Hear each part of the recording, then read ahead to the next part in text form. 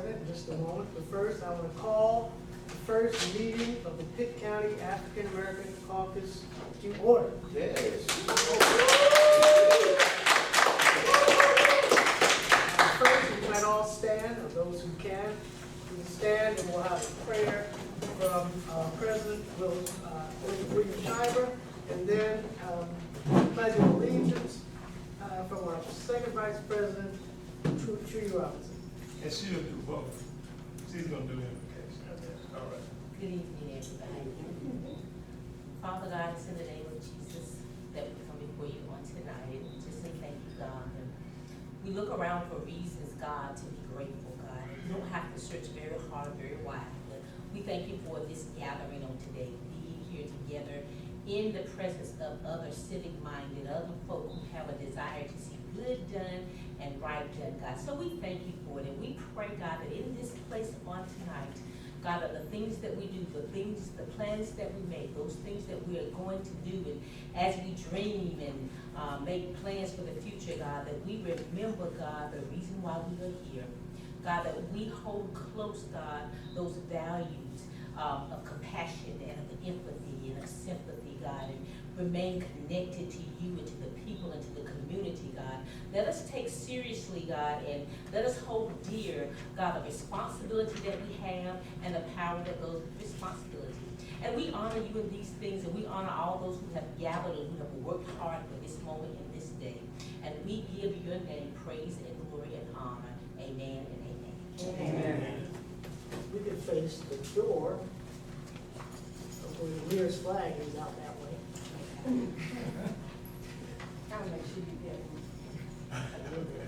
And if you will repeat after me, we all know the Pledge of Allegiance. It's been a long time since I've done the Pledge of Allegiance, but I pledge allegiance to the flag of the United States of America and to the republic for which it stands, one nation, under God, indivisible, with liberty and justice for all. So what we're going to do tonight is we're just going to go briefly over what the purpose and the mission of this caucus is, what it should have been the whole time. And so each one of us will give you basically a little presentation on our role, on your role, on the community's role in the whole thing. And then after that, as it says, just hold your questions until then we'll get going. So first, let me introduce you to our executive staff. We have Ms. Ashley Lewis is our treasurer. Margaret Reed, who could not be here right now, is our secretary. Elizabeth Blunt is our parliamentarian, who couldn't be here right now. Our third vice president, Mr. Rodney Bullock. Yeah. Our second vice president is Trudy Robinson. First Vice President, yours truly, John Landrine. And now our President, Mr. William Shiver. Good afternoon to everybody. I'm very excited about this undertaking that we've embarked on, and we thank God for you all's patience. Being here, time is valuable to everyone. I made a couple of notes, and I want to welcome you here on behalf of the Pitt County African American Caucus, and at this time, I'd like to just acknowledge some of the elected officials that's here with us today. If you just pop up quick and let us know who you are. I'm District Court Judge Mario Perez. I'm honored to be here. Thank you. Thank you. Veronica Robertson, I serve on the town council. Good evening, I'm Mary Perkins Williams, the Pitt County Board of Commissioners, District 2 representative. I made a couple of notes, and I'm going to get right to it. And it is the African American Caucus is an auxiliary of the Democratic Party, number one. And so we support the Democratic Party. We are a part of the Democratic Party, and our goal and our agenda and our mission is as stated. I have not done it and said it enough to memorize it, so I'm gonna read it. The mission of the Pitt County African American Caucus is to promote political participation and education within the African American community, encourage African Americans to seek public office, represent issues and concerns of its membership to the Democratic Party leadership, and work towards strengthening the Democratic Party. Now, a slogan that I read that I've seen a couple of times said, to be fearless of our pursuit of that which sets your soul on fire. I'm gonna read it one more time. Be fearless of your pursuit, our pursuit of that which sets your soul on fire. When I found out that the Pitt County African American Caucus was not in existence, I happened to be sitting on the front porch of Rufus Huggins' house, and when he said it, I said, we need to reactivate this. And so, to the likes of Miss Mary Perkins Williams and a couple other people here, Miss Marlene, and several other leaders in the community, and John Landry and myself, we got together and talked about it, and so we presented it to the executive committee of the Democratic Party, and they were all open for us to go forward with that. And so that's how we got here today. But I'm fearless about it because of two things.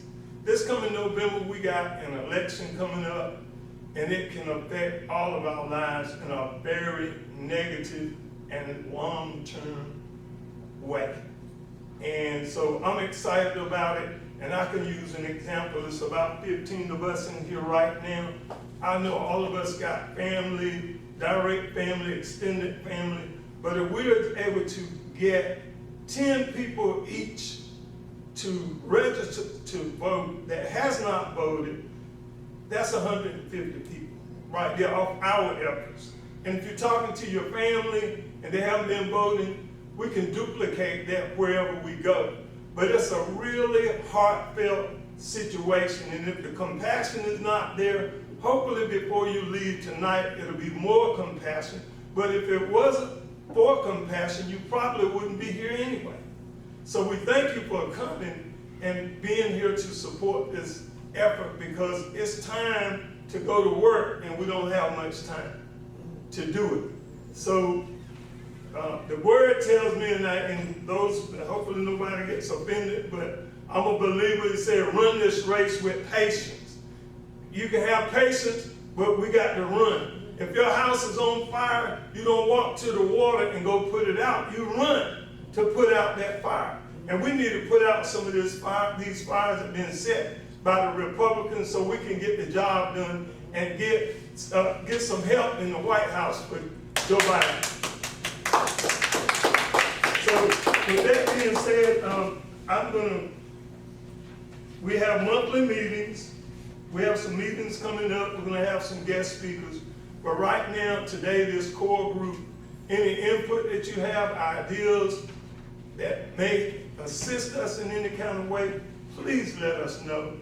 Share it with us, write a note, or get with some of the executive committee, because we want to do this. We will do this right. We'll do it with respect. We'll do it with integrity, and we will feel good at the end of the day when November election comes, because we have put our best effort forward.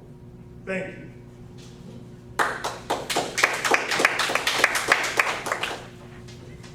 I'm gonna take just a couple of minutes and talk about the why.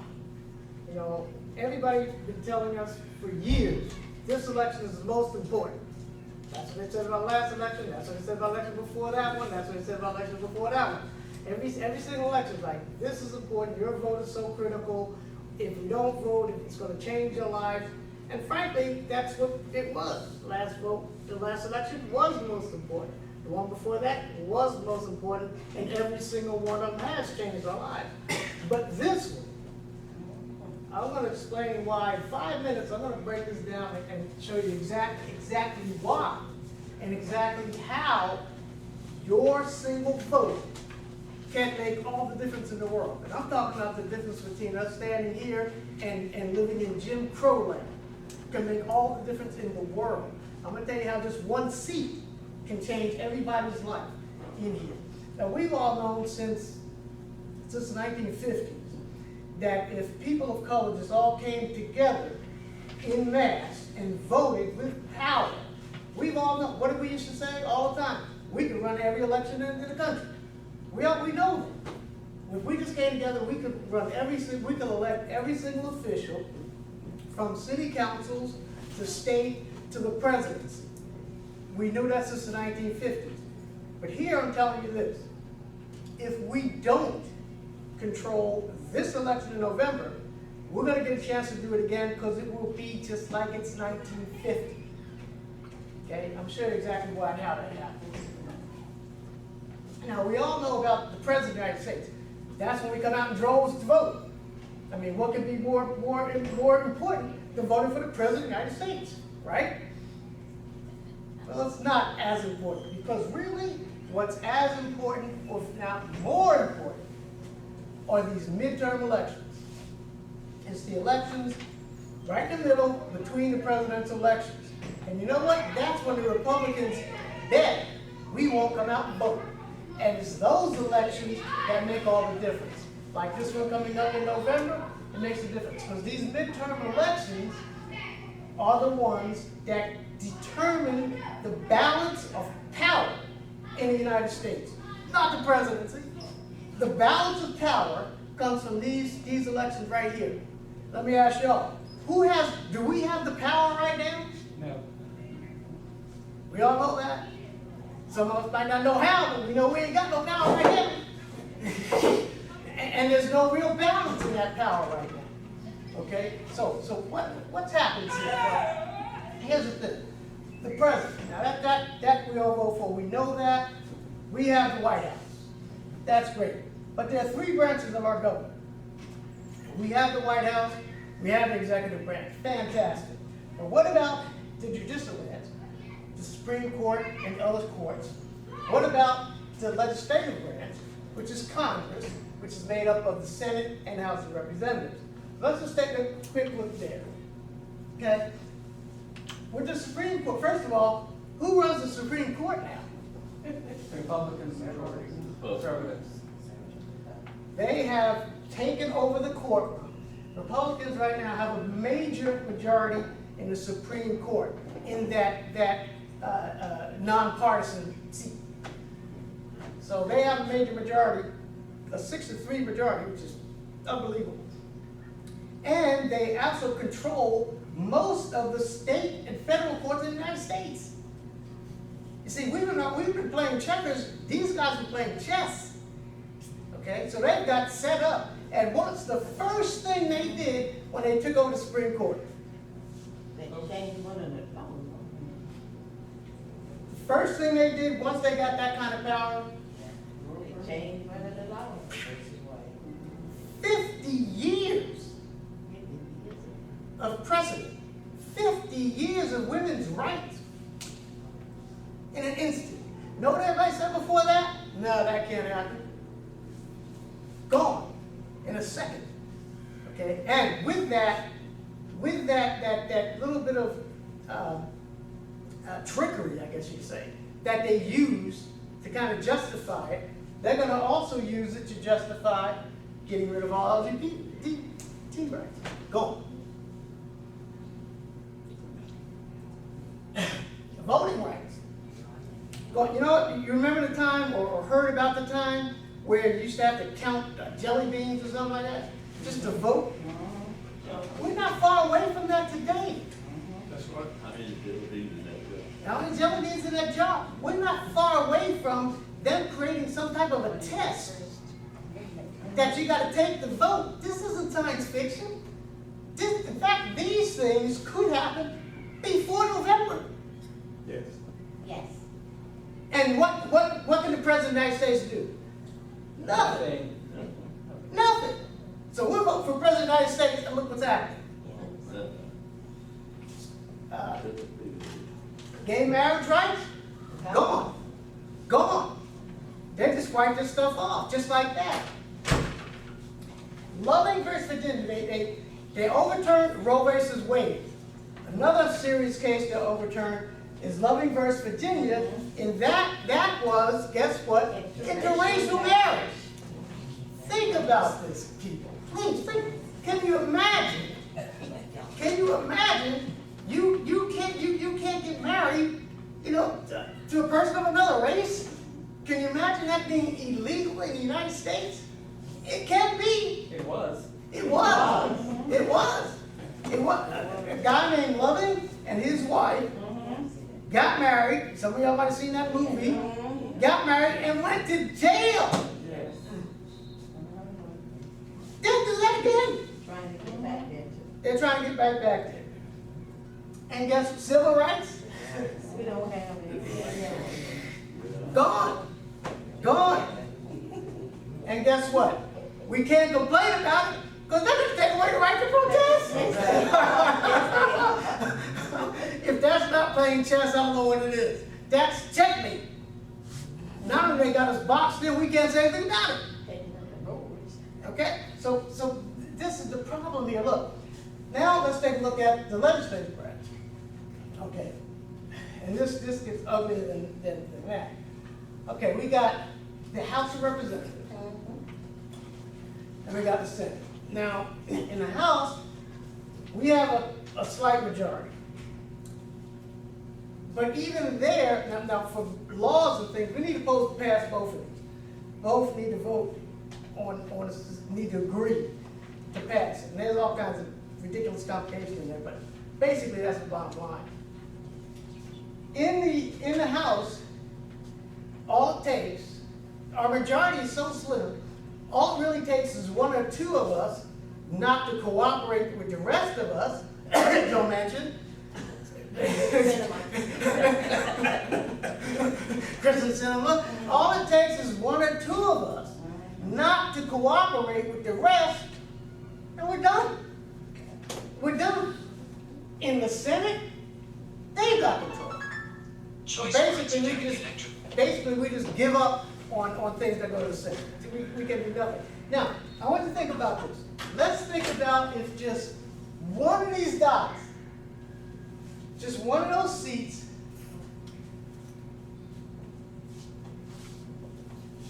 Sherry Beasley is going up against Pitt Bud for. Just one. That seat turns red, or another seat stays red. Just that one seat. And you see the difference that makes? Now look at the power they have. Okay, what about in the House? Same thing. One seat. One seat. One seat. Don Davis, Sherry Beasley, one seat that they lose by a handful of votes. Change everything. That's how important it is. Now, what they're saying, what they believe happens, because again, most of us don't come out in the midterm elections, what they're betting will happen is that we ain't gonna lose one or two seats. What they're saying is they're gonna take that much. They're gonna take half of that much. Can you imagine what happens after that? Listen, everything changes. Okay, if the Republicans gain control of the House and the Senate, the ugly truth is Social Security. Gone. Now listen, I can't even, I actually cannot imagine the world without Social Security. I can't. Think how many people rely just on Social Security? It's everything. Everything. You got people who are in nursing homes or wherever, everything comes out of the Social Security check. Can you imagine that check one day gone? It's hard to imagine. And even in all of us, even younger people, that Social Security is a big part of your retirement plan. Gone. And know what people are saying about that? Same thing they said about Roe versus Wade. Oh, that won't happen. They can't do that. Why? You what? And they've been trying to do that for 55 years. trying to get rid of Social Security. And if you give them a supermajority in the House, they'll do it this time. Medicare, go. No Social Security, no Medicare. I know it sounds unbelievable. And you think, why would people be that cruel? They know that people would literally die if that happens. Millions. Why would they be that cruel? Power. They have the power. Gun control? Look, 90% of citizens in the United States want some type of regional gun control. So I said, well, if that's true, then how come all these people who are supposed to be working for us won't vote for it? Money, they get paid by the NRA, who puts millions of dollars into their campaigns to keep them in power. That's why. Most people, 70% of people, would like us to get machine guns off the streets. Come on, how sensible is it that you can go to a store, buy an assault weapon, go down the street into an elementary school and kill a bunch of kids? Come on. Everybody knows it doesn't make any sense. Give them control, and it'll be all over the place. They will keep it. Put the Democrats in office where we're supposed to be, will keep Social Security, and will actually lower the cost of Medicare and will ban assault weapons. That's the way it needs to be. It's a balance of power.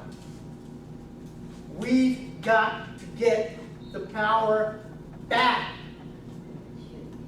We got to get the power back. That's what it's all about. It's about the power. We must take the power back. And we can take the power back. And it starts by right here. It starts with us. And it starts with African American people. And with that, we're going to have Ms. Trudy Robinson tell you a little bit more about why that is. Thank you very much.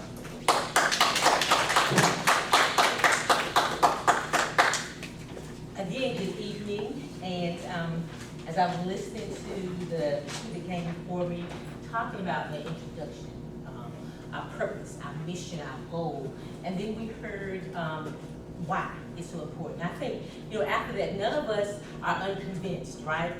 We saw the evidence, we understand. Even if that presentation wasn't there, we can look around at our lives, where we are in the state of our finances, in the state of being able to go to the gas pump, being able to buy food, all of those things. Even forget about some of those things about starting your own business and, educating your children. Just basically, how do we survive? And so we understand the importance of, we understand what is at stake. So we now have to decide how we're going to move forward to have the unity and the impact that is going to be necessary to do that. And we've seen some things done before, and the wonderful thing about it is we can learn from the past. We can learn, what works, and we can learn what does not work, right? And so everything is an education. And as we move forward, thinking about the community, one of the things that I think that we can focus on is the Black community is so often kind of lumped into one. And I think we have to be mindful that when we're going out and we're trying to bring unity, that we recognize that we can have collective power, but that we also have to recognize that we have differences as well. And that's okay, right? Where's the places, everybody needs to eat. Everybody needs to have a place to stay. Folks want to be able to work, all of those things. Where are the places where we can find unity? Where do we build connection? And one of the things that we know about connection, right, is that it brings us a sense of safety. And we want to feel safe. I believe that that's one of the biggest things that we have as an issue, as a concern for us in our community, is that we don't feel connected and we don't feel safe.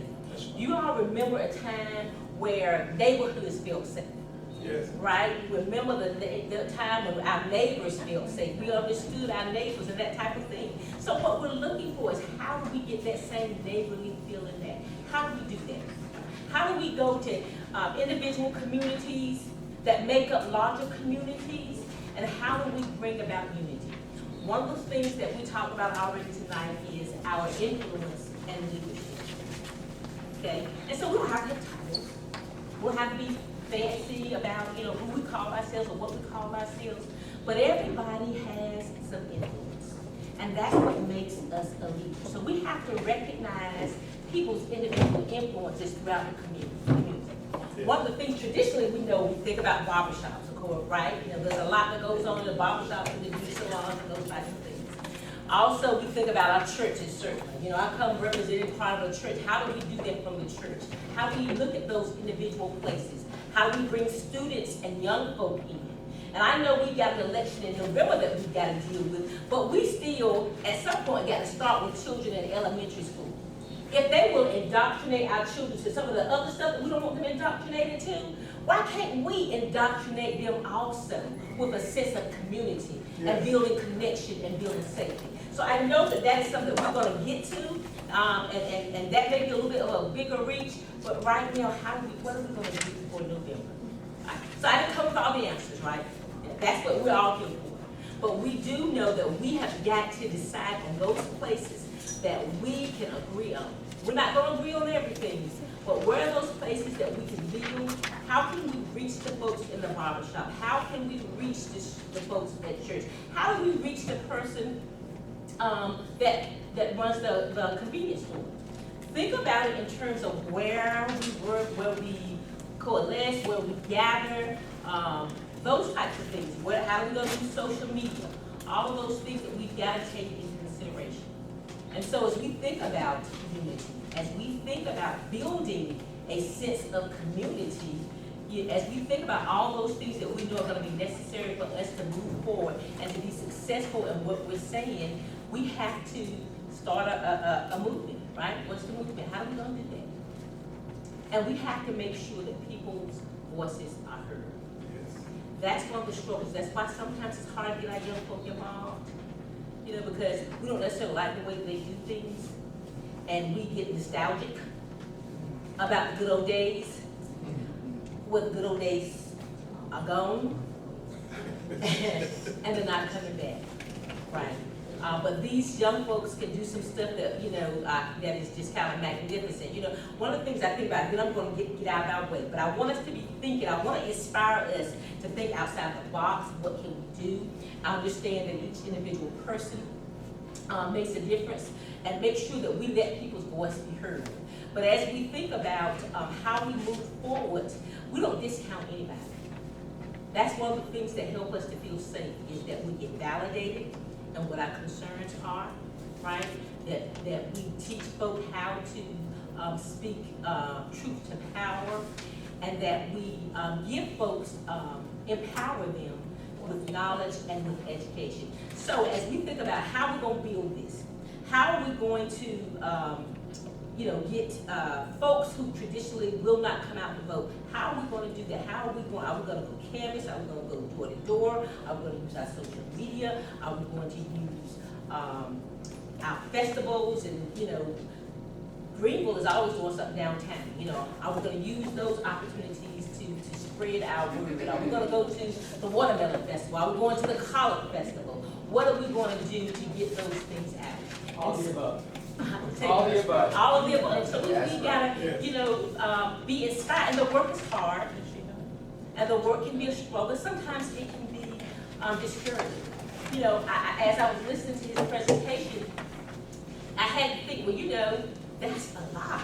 Wow, right? If we don't educate people, it can be a bit overwhelming, and then people will shut down. So we've got to find a message that is a message of hope. I think that we can build from our experience of resilience. You know, we got some tough stuff that we're dealing with, but we also understand the power of resilience, the power of our bounce back. And I think right now we can have a bounce back moment. Right? Anybody else think we have a bounce back moment? Yes. Oh, I'm not convinced, y'all. Do y'all think? Yes. Do you think that we can have a bounce back moment? Yes. I believe that we can have a bounce back moment. But it's going to take all of us working together and hearing our voice. And then if we don't always get it quite what we want to, we're going to have to decide that the bigger picture is that we can go together and we can show up unified. We're going to get a lot further, right? And then work on some of the other stuff a little bit better, right? But what is the goal that is before us?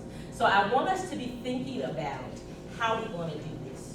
Because I can't stand as a African-American woman, and this is kind of something the world wants us to do. I can't stand and represent every African-American woman, right? You know, I can't, because my experiences are different than every other African. It's not even fair, it's not even validating, right? For us or anybody else to try to make one person represent so many voices when we have so much diversity and we bring all of that together. So we have to figure out how we're gonna do that, right? And we gotta do that together. So we're fired up, right? Yes. Come on, y'all, we're fired up. Yes. Say that again. And take it no more. Ain't taking no more, right? Right, we're not gonna take it anymore, so we have to find a way to do that, and I believe with our heads together, you know, with being persistent in it, making sure that we have our right priorities and our goals, because it's not about one person, we're gonna do this together, and I believe that we can have success and make a difference. We gotta believe that we can make a difference, all right?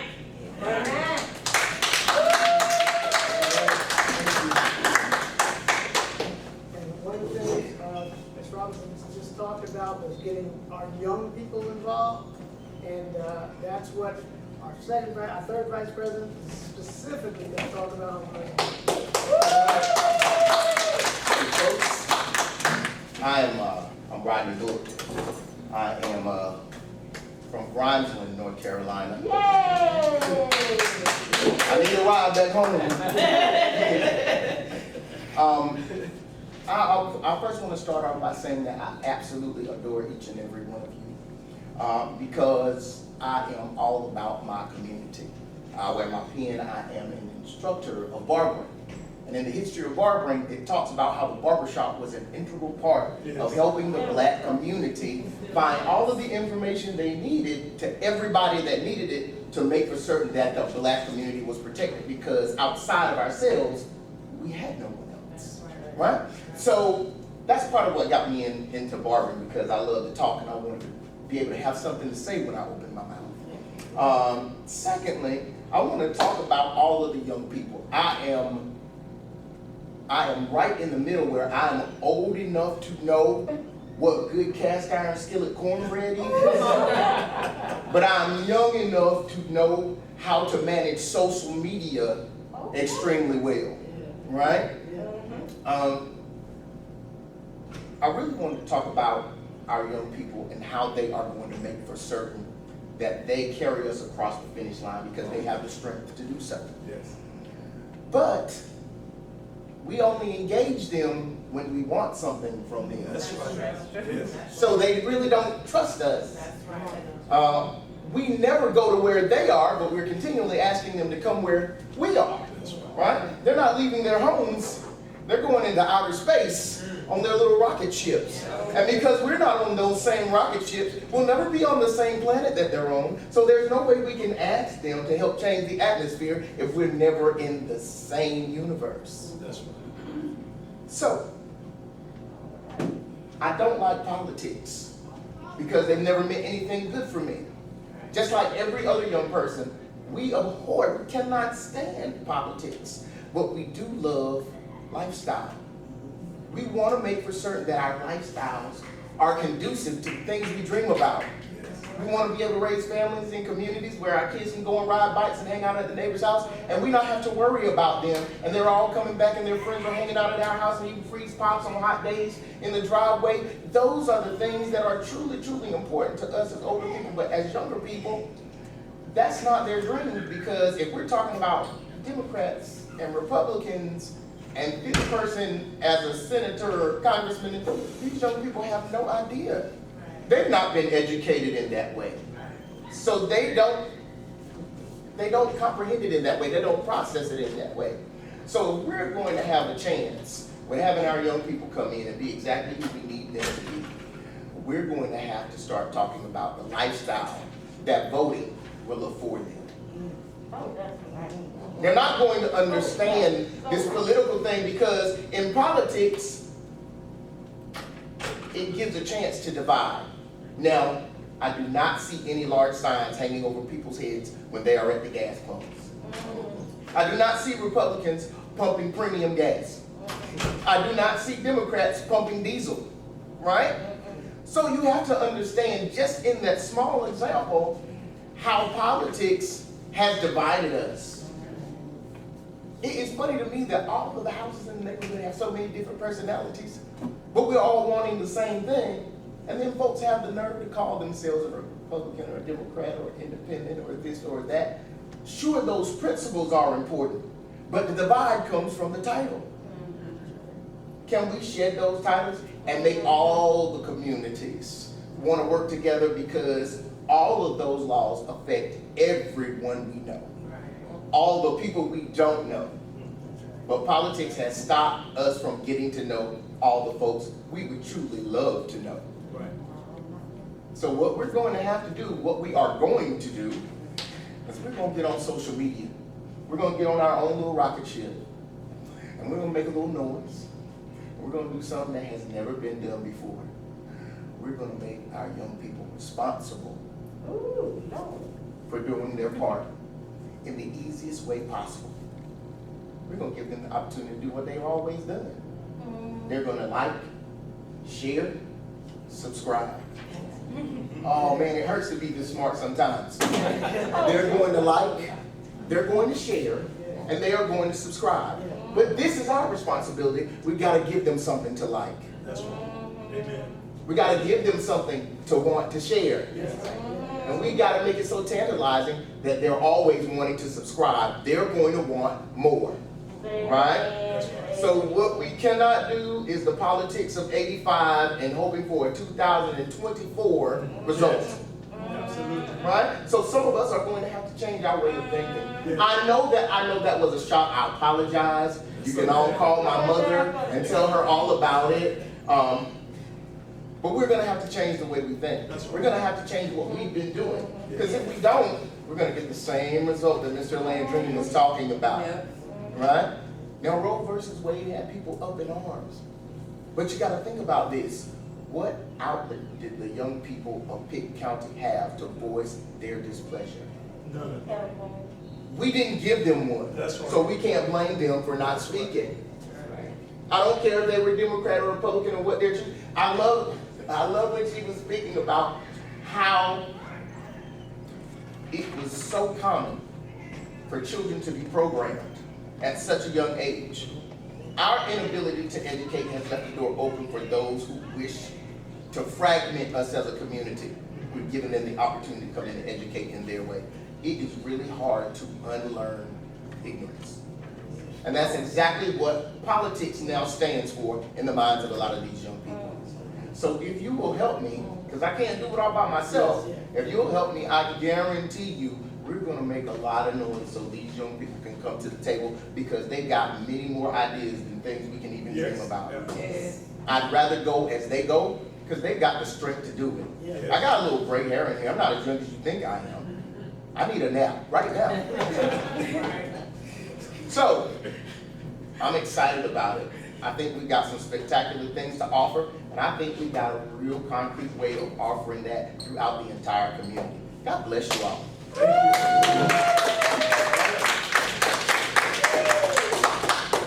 Thank you, Mr. Board.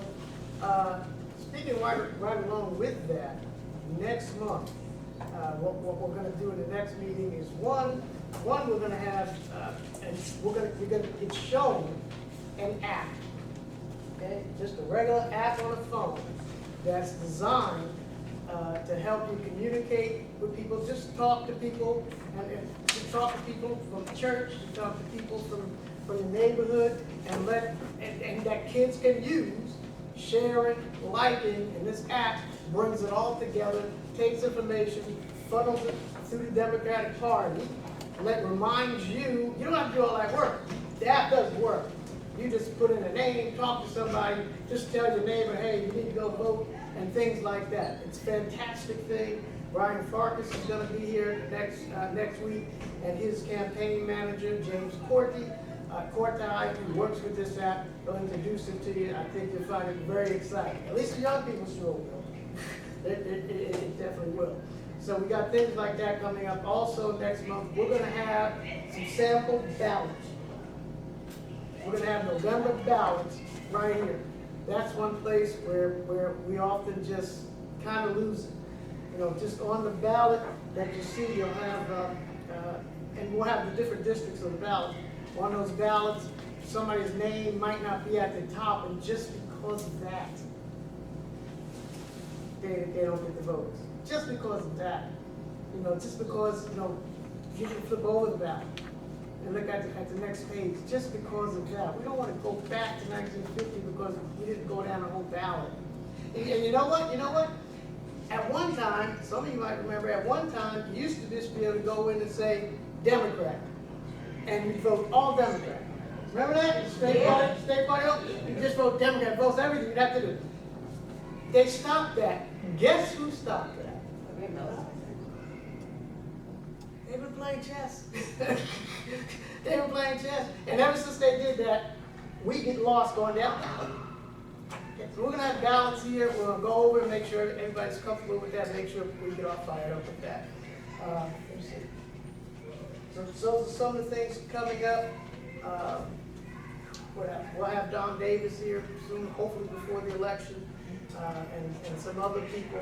But with that, first, I want to thank everybody again for coming, and then go ahead and let's talk any questions that you got. First of all, thanks so much. Thanks to these guys for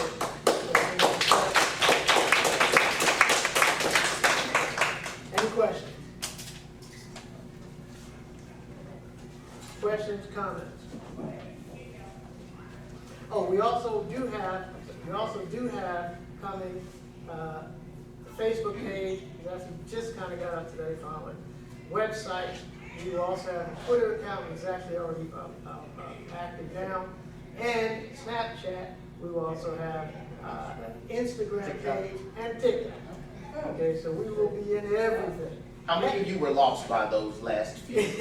Since that's, don't worry. We don't help you with that. Don't worry about that. That's right. So we're gonna have a way to reach out to as many people as we can. So I just wanted to let you guys know, this is my papa here. So I'm here to support. I have my boyfriend here, De'Aaron, his niece, Mackenzie, 3 young people here. We're here to support. Yeah, we'll help start it off, get the ball rolling. All right, we appreciate it. All right. I just wanted to announce, of course, you already said working on festivals next week. We do have a good band on Thursday night, 6:30. And Green Lamp is partnering with the town of Winfield to do a celebration for 9/11 Day of Remembrance. And that's gonna be at 4 o'clock. And we are gonna have tables for vendors.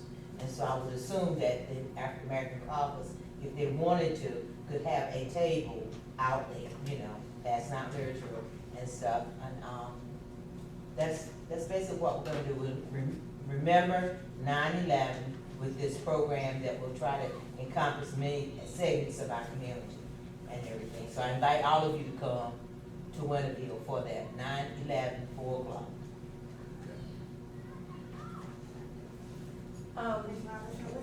Thank you for the opportunity.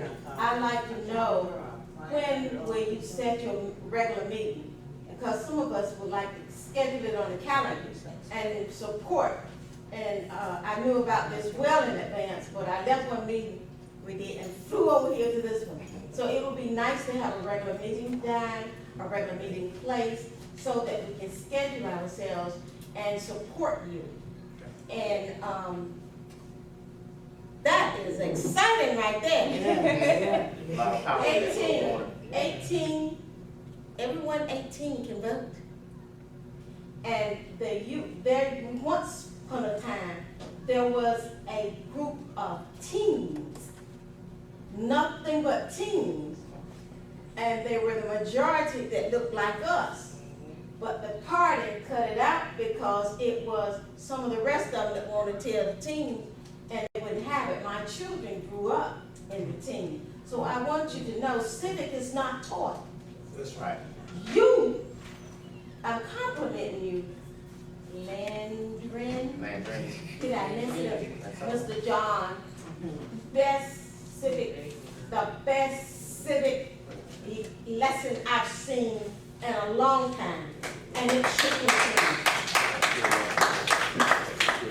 And I do apologize, I thought we had made it clear, but we are looking to far here on the third Thursday of every month. The next meeting will be the third Thursday of every month here. Now, there's a couple of things, and that is, right now you count on this next meeting being here third Thursday, 6 o'clock. There's a couple of things. One, we have a problem, we'd like to have meetings at 7 o'clock. Start at 7 o'clock, give people more time to get here after work. It's very difficult to make 6 o'clock. We have an issue here with that, because they close at 8 o'clock. So, you know, so we are looking for another venue. There's a couple of things we're trying to switch around. Next month, count on here, 6 o'clock, and then we'll go from there. And there was something else, not next month, yeah, what the two things that you had? Commissioner, you want So what to now? address the meet and greet with Oh, yes. Candy Smith and Don Davis? You want- Right. Okay. Thank you. September- Candy Smith is having the African American Caucus and myself are supporting Candy Smith for the North Carolina Senate. Senator Don Davis used to be in that spot. Now, and that's on September the 17th. September the 17th. And it's gonna be at the Boys and 4 Girls, o'clock. at the Boys and Girls Club at 4 o'clock.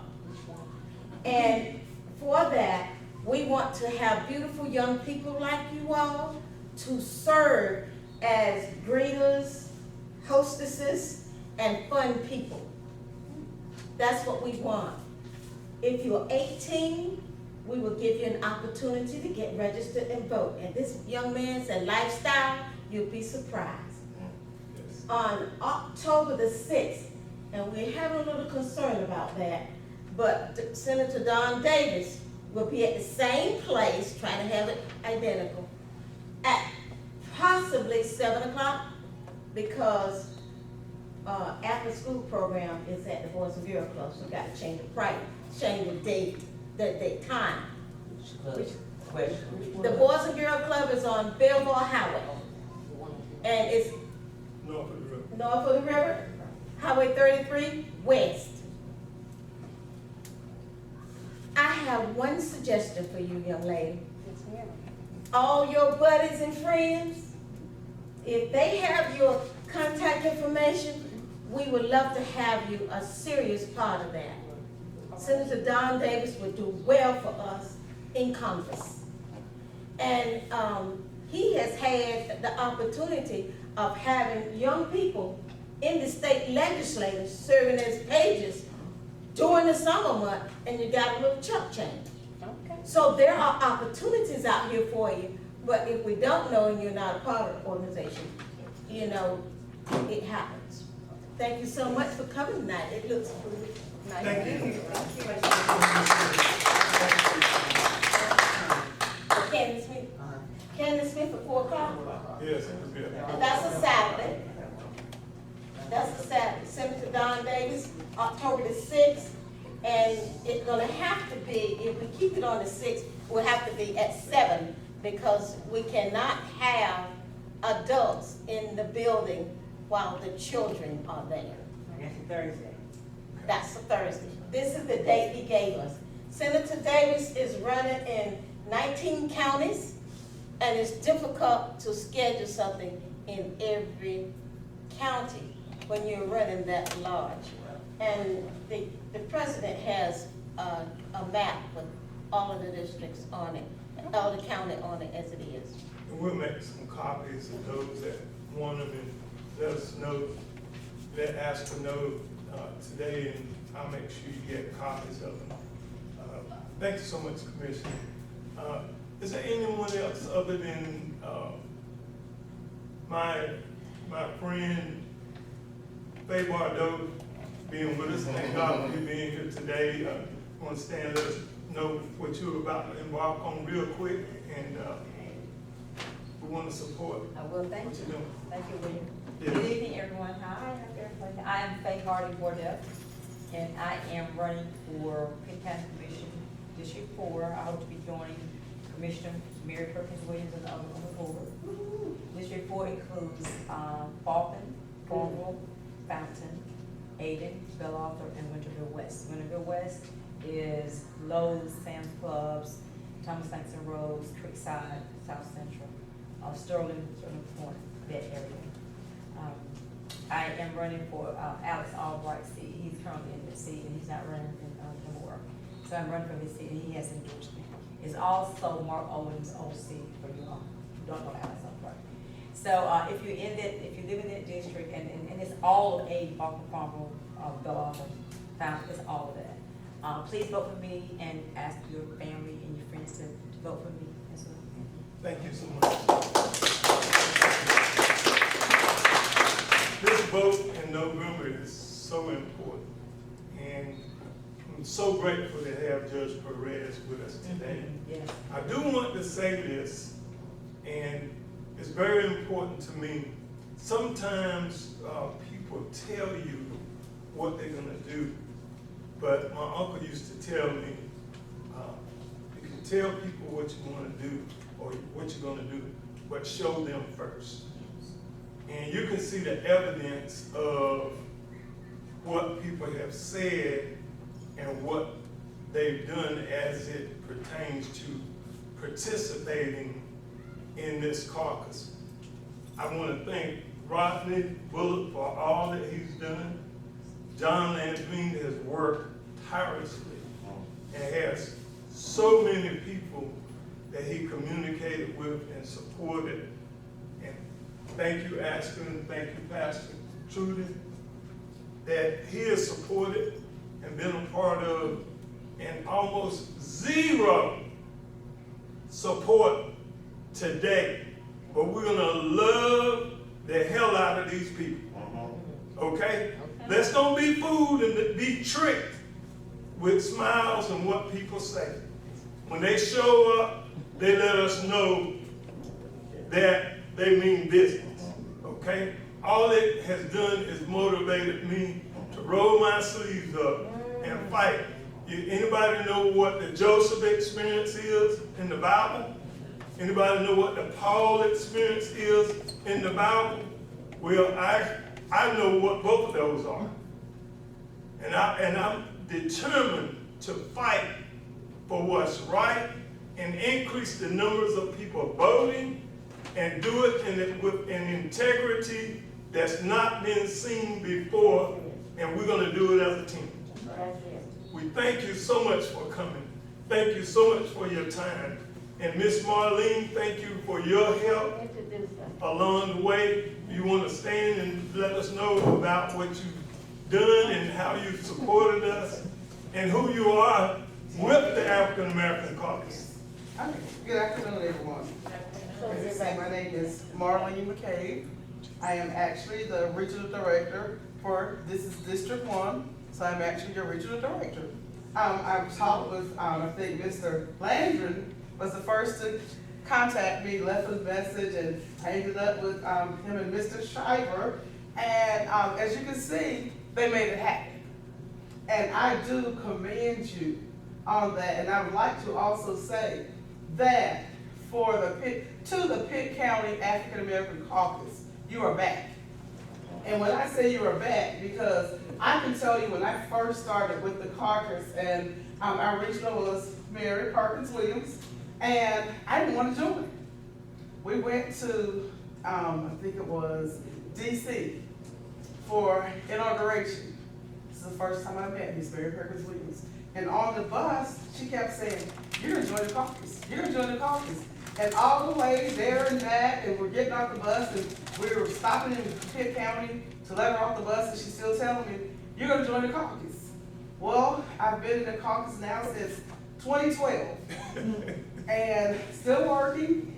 But one of the things that I learned in the caucus, and I learned most of it right here in Pitt County, I now know how to come into a meeting and sit and watch to see if this meeting is carried out correctly.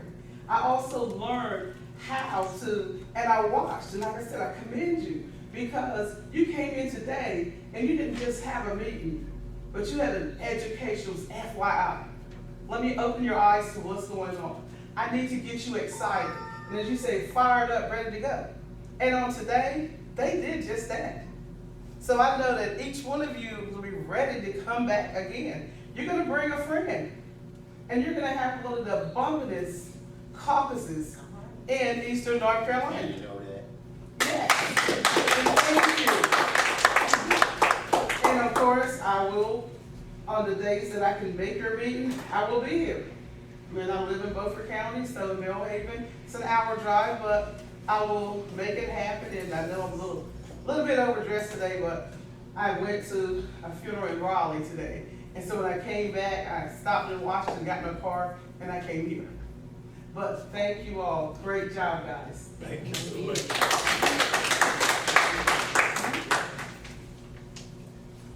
Anybody else have anything else?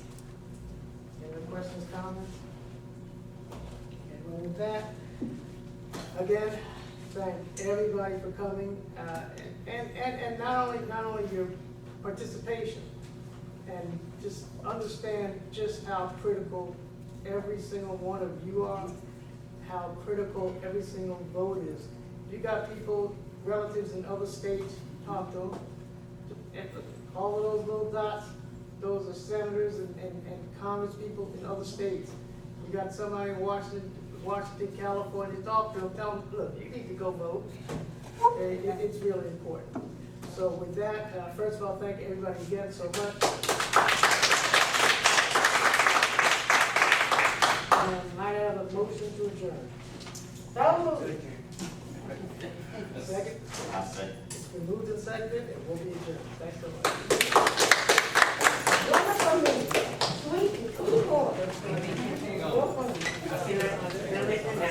Sir. Yes.